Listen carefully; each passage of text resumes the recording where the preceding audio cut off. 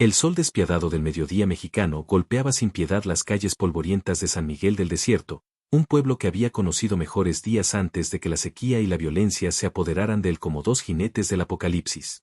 Las casas de adobe se desmoronaban lentamente bajo el peso del abandono, y los pocos comercios que permanecían abiertos lo hacían más por costumbre que por esperanza de prosperidad. Joaquín Herrera ajustó el ala de su sombrero mientras guiaba su caballo por la calle principal. Sus ojos oscuros, curtidos por años de sol y violencia, escaneaban cada sombra, cada puerta entreabierta, cada ventana donde podría acechar el peligro. A sus 35 años, había aprendido que la supervivencia dependía tanto de lo que se veía como de lo que se intuía. Su caballo, un Mustang color castaño llamado Trueno, resoplaba con cansancio después de 3 días de viaje por el desierto. Joaquín acarició el cuello sudoroso del animal y murmuró: «Ya casi llegamos, compañero. Agua fresca y descanso te esperan».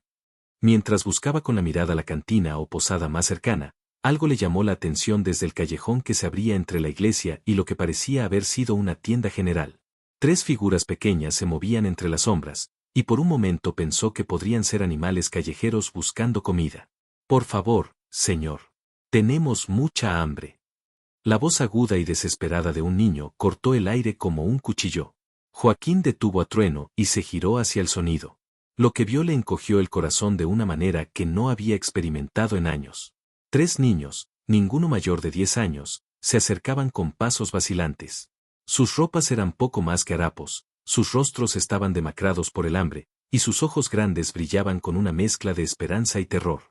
El mayor, un niño de cabello negro y rizado, tenía a una niña más pequeña de la mano, mientras que otro muchacho cojeaba ligeramente detrás de ellos. «¿Tiene algo de comer, señor?», preguntó el niño mayor, su voz quebrada por la sed. «No hemos comido en 2 días». Joaquín sintió como si un puño invisible le apretara el pecho. En sus años como pistolero, había visto muerte y violencia, había participado en tiroteos y había tomado decisiones difíciles, pero algo sobre la inocencia desesperada de estos niños tocó una parte de su alma que creía enterrada para siempre. Desmontó lentamente, sus espuelas tintineando contra el suelo pedregoso. Los niños retrocedieron un paso, asustados por su imponente figura, alto, de hombros anchos, con 2 Colt .45 colgando de su cinturón de cuero trabajado. «No tengan miedo», dijo con voz suave, agachándose para quedar a la altura de sus ojos. «¿Cómo se llaman?». El niño mayor tragó saliva antes de responder: «Yo soy Miguel, ella es mi hermana Carmen, y él es Pedro». Señaló al niño que cojeaba. «Nuestros padres, los mataron los bandidos hace un mes. No tenemos a nadie». La información golpeó a Joaquín como una bala. Conocía bien el tipo de bandidos que asolaban esta región, hombres sin escrúpulos que mataban por dinero, territorio o simplemente por diversión. El hecho de que estos niños hubieran sobrevivido un mes solos era un milagro. ¿Y la gente del pueblo?, preguntó Joaquín, mirando hacia la calle principal donde algunas personas se asomaban curiosas desde las puertas y ventanas. Miguel bajó la cabeza. «Tienen miedo. Dicen que si nos ayudan, los bandidos regresarán a castigarlos. Algunas personas nos dan sobras a escondidas, pero no es suficiente». Joaquín se incorporó y miró hacia los rostros curiosos que se asomaban desde las casas. Entendía el miedo de la gente, había visto pueblos enteros reducidos a cenizas por bandas de forajidos que no toleraban la menor resistencia. Pero también sabía que el miedo, si se dejaba crecer sin control, podía destruir el alma de una comunidad tanto como cualquier pistola. Desató una de las alforjas de su montura y extrajo un paquete envuelto en papel encerado. Contenía carne seca, tortillas y queso que había comprado en su última parada. No era mucho, pero era todo lo que tenía. «Tomen», dijo, entregándoles el paquete. «Coman despacio, sus estómagos no están acostumbrados a mucha comida de una vez». Los ojos de los niños se iluminaron como estrellas en la noche. Miguel tomó el paquete con manos temblorosas, mientras Carmen y Pedro se acercaron más, sus pequeños rostros llenos de gratitud. «Gracias, señor». «Gracias», exclamaron casi al unísono. Mientras los niños desenvolvían cuidadosamente el paquete y comenzaban a compartir la comida, Joaquín sintió algo que no había experimentado en años, un propósito que iba más allá de su propia supervivencia. «¿Dónde duermen?», preguntó. «En la iglesia», respondió Miguel entre bocados pequeños y cuidadosos. «El padre José nos deja quedarnos allí, pero dice que no puede alimentarnos porque el pueblo apenas tiene recursos». Joaquín asintió y miró hacia la iglesia, un edificio de piedra que había resistido mejor el paso del tiempo que el resto del pueblo. Una idea comenzó a formarse en su mente, peligrosa pero necesaria. Escúchenme bien, dijo, agachándose nuevamente. Voy a conseguir una habitación en la posada y voy a averiguar más sobre la situación del pueblo. Pero quiero que sepan una cosa, no voy a dejar que sigan sufriendo así. Miguel lo miró con ojos grandes y esperanzados. ¿De verdad nos va a ayudar, señor? Joaquín puso una mano sobre el hombro del niño. Mi nombre es Joaquín. Y sí, los voy a ayudar. Pero necesito que confíen en mí y que hagan exactamente lo que les diga, ¿entendido? Los tres niños asintieron vigorosamente. Bien. Ahora terminen de comer y regresen a la iglesia. Esta noche iré a hablar con ustedes y con el padre José. Tengo un plan, pero necesito más información primero. Mientras los niños terminaban su comida con expresiones de felicidad que contrastaban dolorosamente con sus condiciones, Joaquín remontó a trueno y se dirigió hacia la posada del pueblo. Su mente ya estaba trabajando, analizando posibilidades y riesgos. Había venido a San Miguel del Desierto para perderse, para encontrar un lugar donde su pasado no pudiera alcanzarlo. Pero ahora se daba cuenta de que tal vez había llegado aquí por una razón diferente. Tal vez era hora de que sus habilidades con las armas sirvieran para proteger en lugar de destruir. El dueño de la posada, un hombre mayor con bigote gris y ojos cansados, lo recibió con la mezcla de curiosidad y cautela típica de los pueblos pequeños ante la llegada de forasteros. Buenas tardes, señor.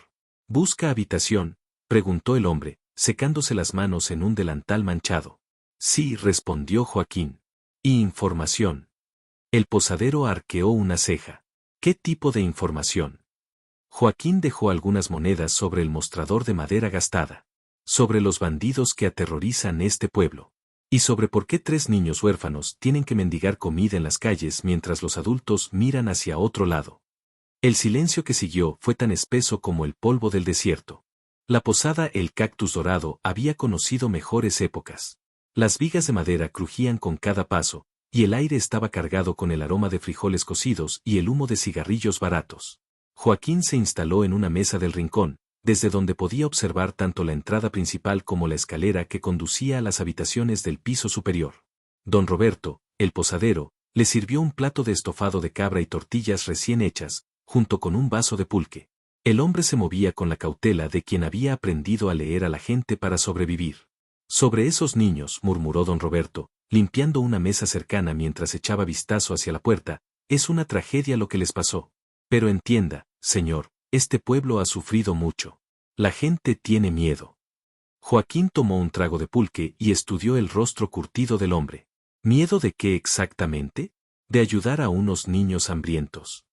Miedo de Rodrigo Vázquez, susurró don Roberto, y el nombre pareció envenenar el aire. Y su banda de demonios. El nombre no le resultaba desconocido a Joaquín. Había oído hablar de Vázquez en otros pueblos, un hombre brutal que había reunido a los peores criminales de la región bajo su liderazgo. Se decía que había matado a más de 20 hombres en duelos y que su crueldad no tenía límites. ¿Cada cuánto vienen al pueblo?, preguntó Joaquín. Una vez al mes, como un mal viento, respondió don Roberto, su voz apenas audible. Se llevan lo poco que tenemos, ganado, dinero, provisiones. ¿Y si alguien protesta? El hombre se tocó una cicatriz en el cuello. Yo tuve suerte. A otros no les fue tan bien. La puerta de la posada se abrió con un chirrido, y entró una mujer de mediana edad vestida con un rebozo negro. Sus ojos buscaron rápidamente la habitación hasta encontrar a Joaquín. Era evidente que había venido específicamente a hablar con él. ¿Es usted el forastero que ayudó a los niños?, preguntó directamente, sin preámbulos. Joaquín asintió. Soy Joaquín Herrera. Soy Elena Morales, partera del pueblo, dijo la mujer, tomando asiento sin ser invitada. Necesito hablar con usted. Don Roberto se alejó discretamente, pero Joaquín notó que mantenía los oídos atentos. Esos niños, continuó Elena, no son los únicos huérfanos en San Miguel. Hay al menos otros 5 más escondidos en diferentes casas, todos hijos de familias que Vázquez y su gente han asesinado. La información golpeó a Joaquín como un martillo. ¿8 niños huérfanos? ¿Y el pueblo no hace nada? ¿Qué podemos hacer?, preguntó Elena con amargura. Somos campesinos, comerciantes, artesanos. No sabemos pelear contra pistoleros profesionales. Lo único que podemos hacer es esconder a los niños y esperar que Vázquez se aburra de nosotros. Joaquín terminó su estofado en silencio, procesando la información. La situación era peor de lo que había imaginado inicialmente. No se trataba solo de ayudar a 3 niños, había toda una comunidad atrapada en un círculo de terror. ¿Cuándo fue la última vez que Vázquez vino al pueblo?, preguntó. Hace 2 semanas, respondió Elena. Se llevó las últimas 3 vacas de la familia Hernández y golpeó al viejo Hernández porque se atrevió a pedirles que dejaran al menos una para su familia. ¿Tienen algún tipo de protección? ¿Policía local, federales, algo? Elena soltó una risa amarga. El último representante de la ley que vino aquí fue hace 6 meses. Vázquez lo mató en la calle principal, delante de todos, para demostrar que nadie podía tocarlos. Joaquín se recostó en su silla, sus dedos tamboreando inconscientemente sobre la mesa. Cada nueva información confirmaba lo que ya sospechaba. San Miguel del Desierto era un pueblo abandonado a su suerte, donde el miedo había reemplazado a la esperanza.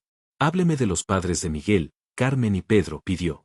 Los ojos de Elena se llenaron de lágrimas. Eran buena gente. Eduardo trabajaba como herrero, y su esposa María ayudaba con los partos.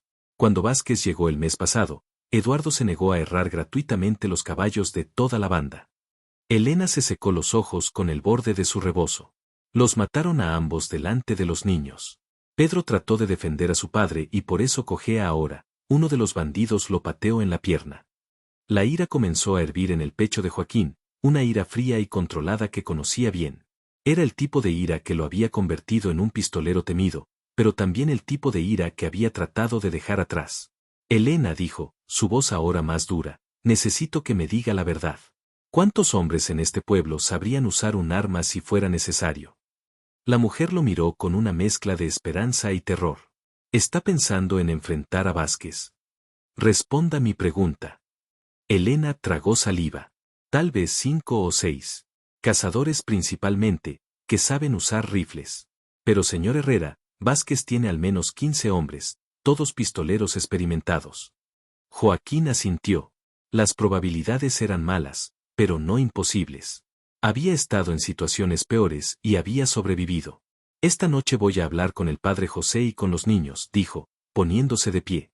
Mañana quiero reunirme con esos cazadores de los que me habló. ¿Puede organizarlo? Sí, pero, ¿por qué está haciendo esto? No nos conoce, no le debemos nada. Joaquín se detuvo en su camino hacia la escalera. La pregunta lo había perseguido durante las últimas horas. ¿Por qué, efectivamente? Había pasado años evitando precisamente este tipo de situaciones, buscando una vida tranquila lejos de la violencia. Porque, dijo finalmente, hay cosas que no se pueden ignorar. Y el sufrimiento de niños inocentes es una de ellas. Esa noche, después de que el pueblo se sumiera en el silencio típico de las comunidades rurales, Joaquín caminó hacia la iglesia. Sus pasos resonaban suavemente en las piedras del camino, y la luna llena iluminaba las calles desiertas con una luz plateada. La iglesia de San Miguel Arcángel era un edificio sólido de piedra que había resistido décadas de negligencia mejor que el resto del pueblo. Sus muros gruesos y sus ventanas altas le daban un aspecto de fortaleza más que de lugar de culto. Joaquín empujó la pesada puerta de madera y entró. El interior estaba iluminado por algunas velas, y el aire olía a incienso y cera derretida. Al fondo, cerca del altar, vio las pequeñas figuras acurrucadas sobre mantas delgadas. Padre José, llamó suavemente. Una figura surgió de las sombras laterales, un hombre mayor, delgado, con cabello blanco y ojos bondadosos pero cansados. Vestía una sotana negra remendada en varios lugares. Usted debe ser el forastero que ayudó a los niños, dijo el sacerdote, acercándose con pasos silenciosos. Soy el padre José Mendoza. Joaquín Herrera respondió, estrechando la mano del sacerdote. ¿Podemos hablar? El padre José asintió y lo condujo hacia una pequeña sacristía donde podrían conversar sin despertar a los niños. Padre, comenzó Joaquín, Elena Morales me ha contado sobre la situación del pueblo, sobre Vázquez y sobre los otros niños huérfanos. El sacerdote suspiró profundamente. Es una tragedia que pesa sobre mi alma cada día. He rezado, he implorado a Dios que nos envíe ayuda, pero... Tal vez Dios está enviando ayuda, interrumpió Joaquín. Tal vez por eso estoy aquí. El padre José lo estudió con atención. En la luz tenue de las velas, pudo ver las cicatrices en las manos de Joaquín, la manera como sus ojos escaneaban constantemente los alrededores, la forma natural como sus manos descansaban cerca de sus pistolas. Usted ha matado hombres antes, dijo, no como una pregunta sino como una observación. Sí, admitió Joaquín sin vacilación. Más de los que me gustaría recordar. ¿Y ahora quiere matar más? Joaquín consideró la pregunta cuidadosamente. Quiero proteger a esos niños. Si eso significa que algunos hombres malvados tienen que morir, que así sea. El padre José se quedó en silencio por un largo momento, luchando claramente con sus propios principios. No puedo bendecir la violencia, dijo finalmente. Pero tampoco puedo condenar a un hombre que quiere proteger a los inocentes. Joaquín asintió, respetando la posición del sacerdote. Necesito saber más sobre Vázquez, dijo. Sus rutinas, ¿cuántos hombres trae cuando viene al pueblo, donde acampan? Normalmente trae entre 10 y 15 hombres, respondió el padre José. Acampan en las ruinas del rancho Esperanza, a 5 kilómetros al norte. Es un lugar estratégico desde donde pueden ver a cualquiera que se acerque. La conversación continuó durante una hora más, con el padre José proporcionando detalles cruciales sobre los patrones de comportamiento de los bandidos y la geografía local. Cuando finalmente se preparaban para terminar, el sacerdote hizo una última pregunta. ¿Qué va a pasar con los niños durante todo esto? Joaquín había estado pensando en esa misma pregunta. Los voy a enviar fuera del pueblo con familias de confianza hasta que esto termine. No pueden estar aquí cuando empiece la tormenta. Al salir de la iglesia, Joaquín se sintió más determinado que nunca. Ya no se trataba solo de ayudar a 3 niños hambrientos, ahora tenía un propósito más grande, liberar a todo un pueblo del terror que lo había mantenido prisionero durante demasiado tiempo. Mañana comenzaría a reclutar aliados. Y en menos de una semana, Rodrigo Vázquez descubriría que San Miguel del Desierto ya no era un pueblo indefenso. El amanecer pintó el cielo de San Miguel del Desierto con tonos naranjas y púrpuras que prometían otro día de calor implacable. Joaquín se despertó antes del alba, como había hecho durante años. El hábito de la supervivencia no se perdía fácilmente. Después de un desayuno frugal de café negro y tortillas, salió de la posada para su primera misión del día, conocer a los hombres que Elena había mencionado.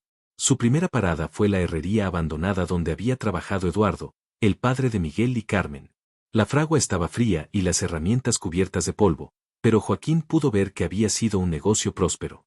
Las cerraduras colgadas de las vigas eran de buena calidad, y las herramientas estaban bien cuidadas.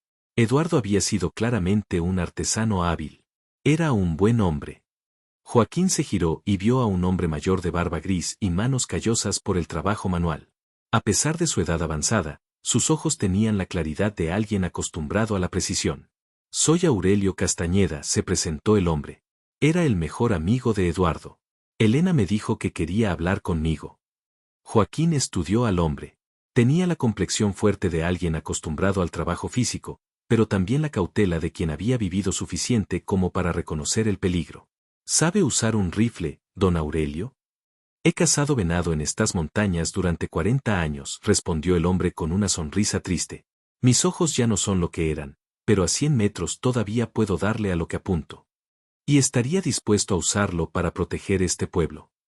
Aurelio se quedó callado por un largo momento, mirando hacia la fragua vacía. Eduardo me pidió que cuidara de sus hijos si algo le pasaba, dijo finalmente. No pude protegerlo a él, pero tal vez pueda ayudar a proteger a sus pequeños. Joaquín asintió, satisfecho.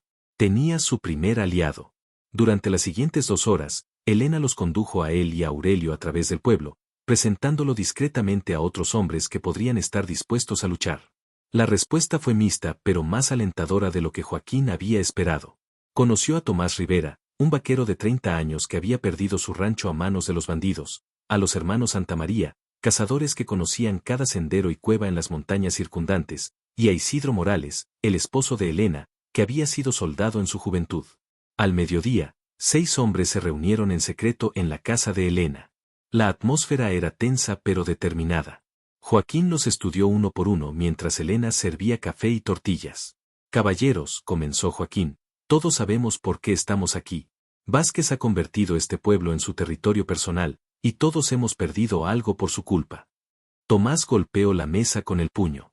Ese desgraciado mató a mi hermano por no querer entregarle mi ganado. Y a nosotros nos quitó nuestros caballos, añadió uno de los hermanos Santamaría. Joaquín levantó la mano para calmarlos. La ira es buena, pero necesita ser controlada. Si vamos a enfrentar a Vázquez, tenemos que ser más inteligentes que él, no solo más valientes. Isidro se inclinó hacia adelante. ¿Cuál es su plan, señor Herrera? Joaquín desplegó un mapa crudo dibujado en papel. El padre José se lo había proporcionado la noche anterior, mostrando el pueblo, los alrededores y la ubicación del rancho Esperanza. Vázquez tiene la ventaja numérica, explicó Joaquín. Pero nosotros conocemos el terreno y tenemos la motivación de proteger nuestros hogares. Eso puede compensar la diferencia en números. Los hombres se acercaron para estudiar el mapa. El rancho Esperanza está aquí, señaló Joaquín. Es una buena posición defensiva, pero también es una trampa si saben cómo usarla contra ellos. Aurelio frunció el ceño. ¿Qué quiere decir? Si podemos atraerlos fuera del rancho y dividir sus fuerzas, tendremos mejores oportunidades. Joaquín trazó algunas líneas en el mapa. Los hermanos Santamaría conocen estos senderos de montaña, ¿verdad? Los dos hermanos asintieron. Como la palma de nuestras manos, confirmó el mayor. Perfecto. Aquí está mi plan. Durante la siguiente hora, Joaquín explicó una estrategia que involucraba emboscadas coordinadas, diversiones y el uso inteligente del terreno montañoso. No era un plan sin riesgos, pero tenía posibilidades realistas de éxito. ¿Cuándo llega Vázquez normalmente?, preguntó. En unos 5 días, respondió Isidro. Siempre viene los primeros días del mes. Bien. Eso nos da tiempo para prepararnos. Joaquín se puso de pie. Pero primero, necesitamos sacar a los niños del pueblo. No pueden estar aquí cuando comience el combate. Elena asintió. Mi hermana vive en Guadalajara. Puede llevarse a los niños hasta que esto termine. Excelente. También necesitamos que las familias con mujeres y niños pequeños se vayan temporalmente. Este pueblo va a convertirse en un campo de batalla. Los hombres intercambiaron miradas. La magnitud de lo que estaban planeando comenzaba a hacerse real. Señor Herrera, dijo Tomás, ¿por qué está haciendo esto por nosotros? Apenas nos conoce. Era la misma pregunta que Elena había hecho el día anterior. Joaquín miró por la ventana hacia las calles polvorientas donde había visto a los niños pidiendo comida. Porque algunas cosas están mal, sin importar dónde ocurran, respondió. Y cuando un hombre tiene las habilidades para hacer algo al respecto, no puede simplemente caminar en la otra dirección.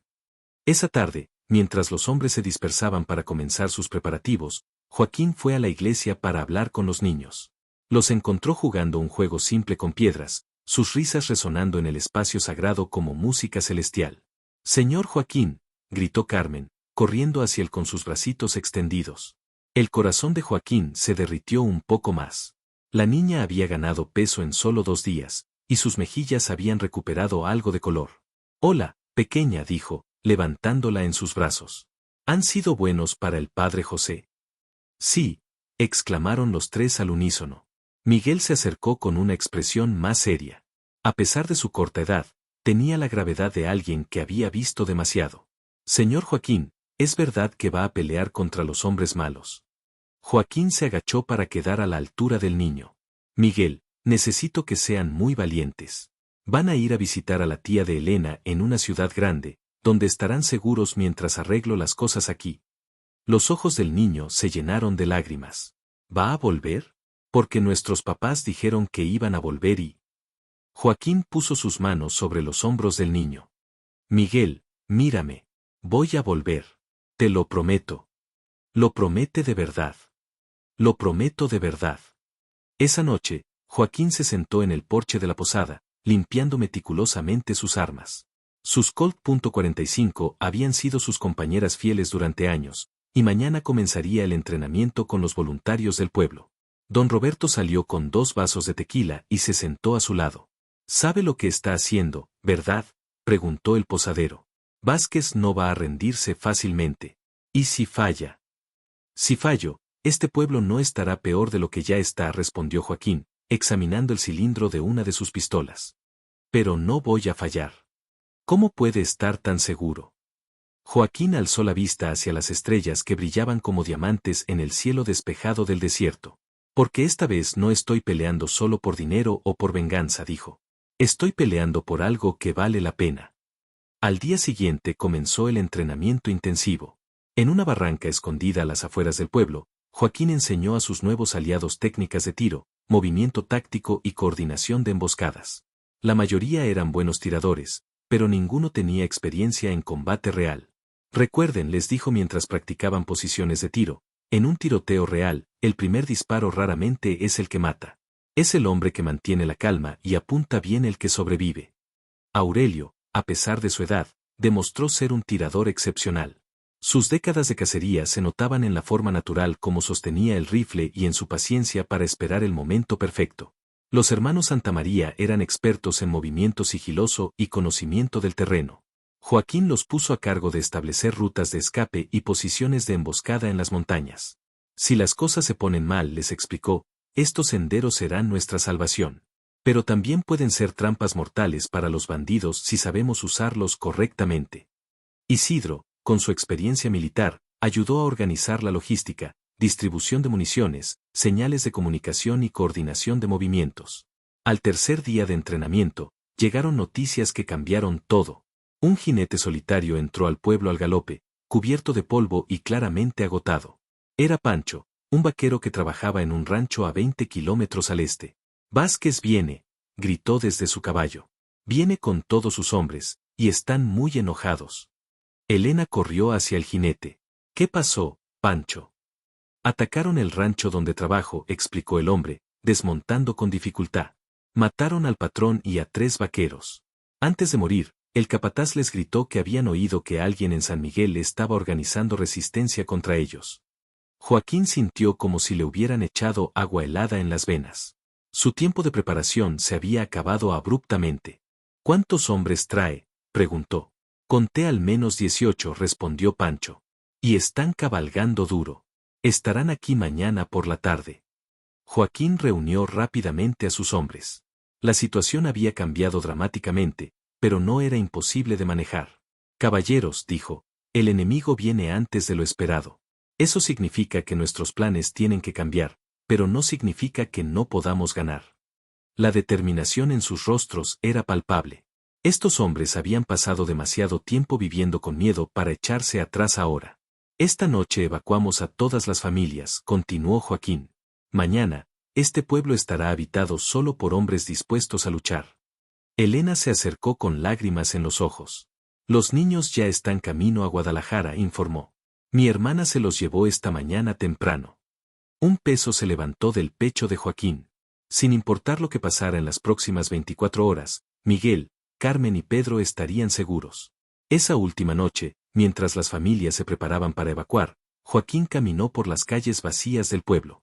En pocas horas, estas mismas calles serían testigo de una batalla que determinaría el futuro de San Miguel del Desierto.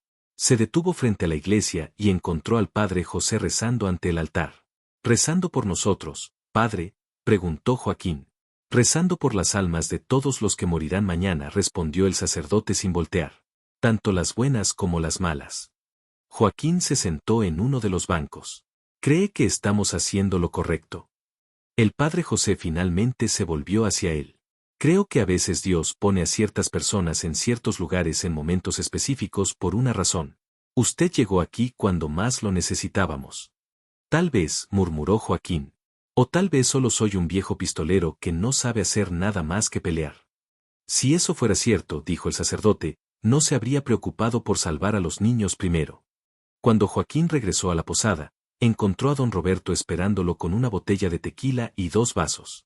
Por si acaso, dijo el posadero con una sonrisa triste, quería brindar con el hombre que le devolvió la dignidad a este pueblo.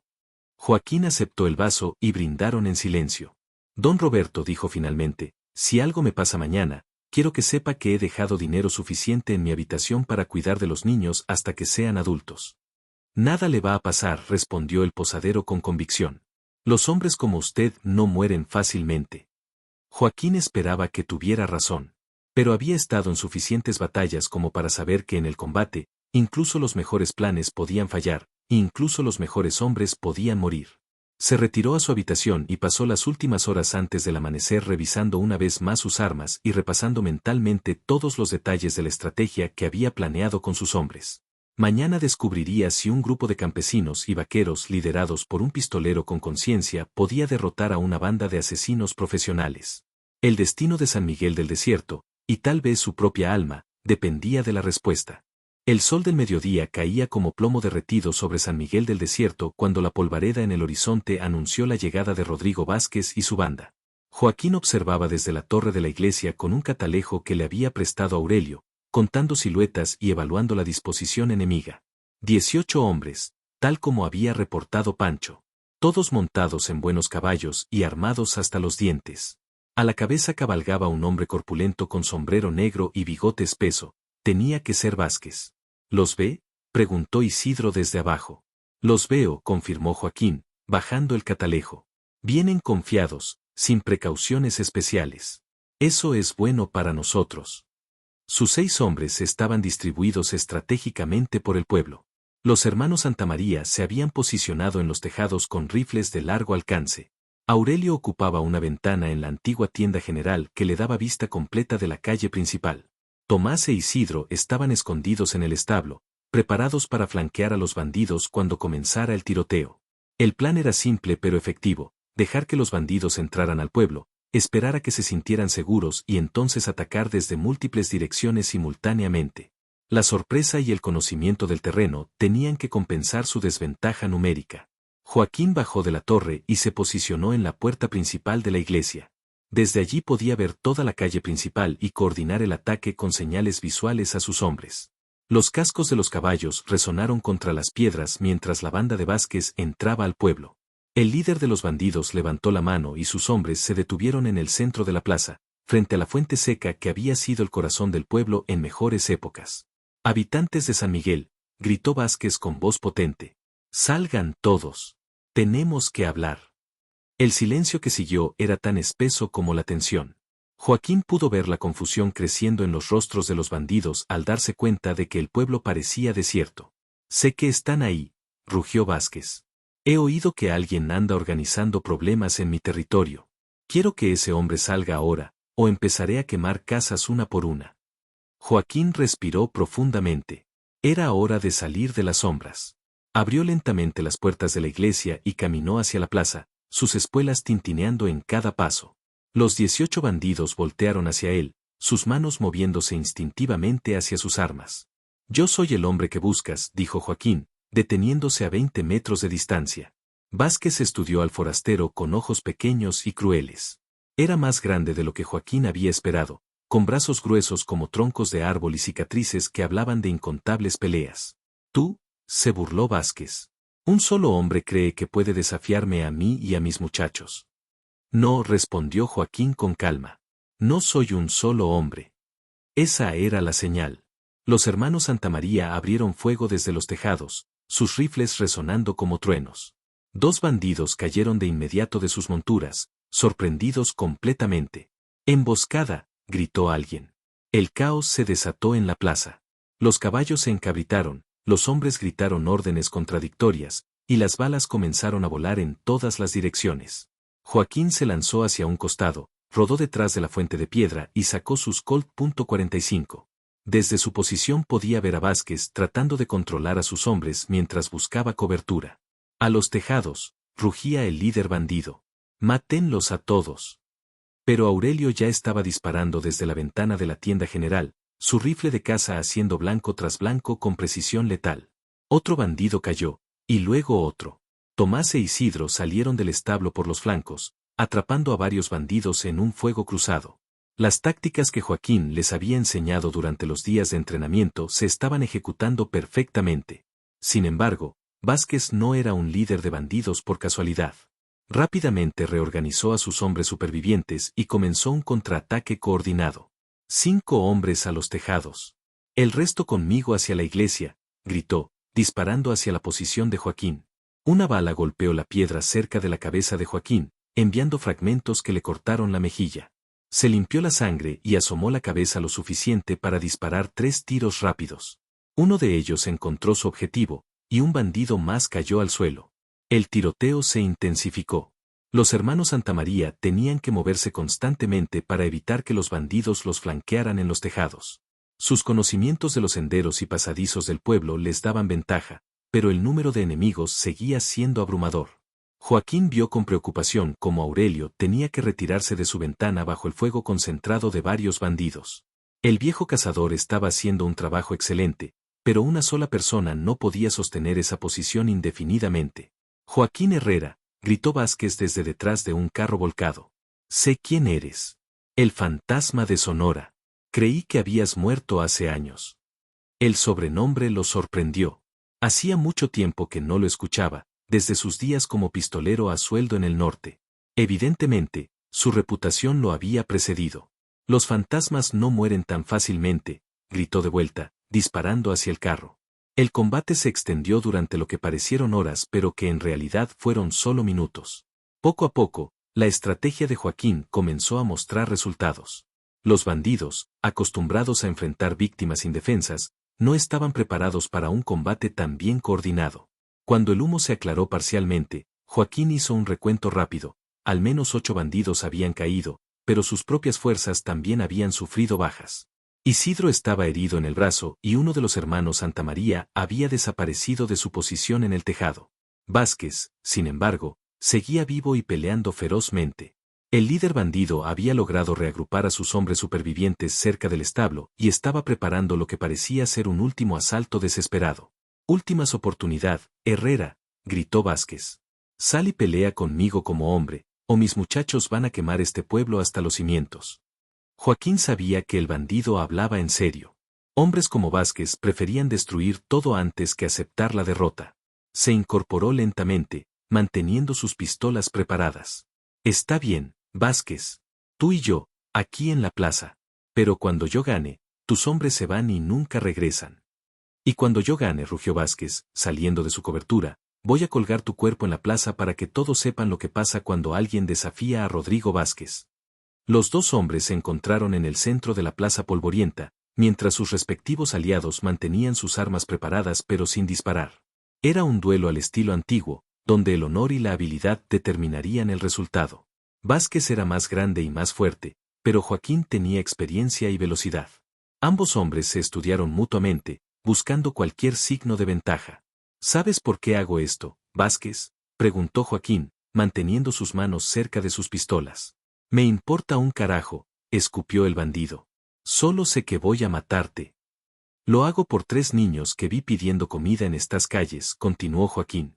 Niños que perdieron a sus padres por tu culpa. Por un momento, algo parecido a la comprensión cruzó los ojos de Vázquez. Luego fue reemplazado por una sonrisa cruel. Ah, sí. El herrero y su puta esposa. Murieron como los perros que eran. La ira explotó en el pecho de Joaquín como un volcán, pero la controló y la canalizó hacia una concentración fría y mortal. Esta era exactamente la ventaja emocional que había estado esperando. Por Miguel, Carmen y Pedro, murmuró. Ambos hombres fueron por sus armas simultáneamente. El duelo duró menos de 2 segundos, pero para Joaquín se sintió como una eternidad. Vio la mano de Vázquez moverse hacia su pistola, calculó la velocidad del movimiento, ajustó su propio draw y disparó. El estampido de los disparos resonó por todo el pueblo como campanas de iglesia. Vázquez se quedó inmóvil por un momento, mirando hacia abajo al orificio que había aparecido en su pecho. Su pistola cayó de su mano, y luego él mismo se desplomó hacia atrás, levantando una pequeña nube de polvo. Los bandidos supervivientes miraron el cuerpo de su líder con expresiones de shock y terror. Sin Vázquez, no eran más que criminales asustados enfrentando hombres decididos a proteger su hogar. Se acabó, gritó Joaquín, manteniendo sus armas preparadas. Su jefe está muerto. Pueden rendirse o morir como él. Uno por uno, los bandidos restantes dejaron caer sus armas. Sin su líder brutal, la banda se desintegró como arena en el viento.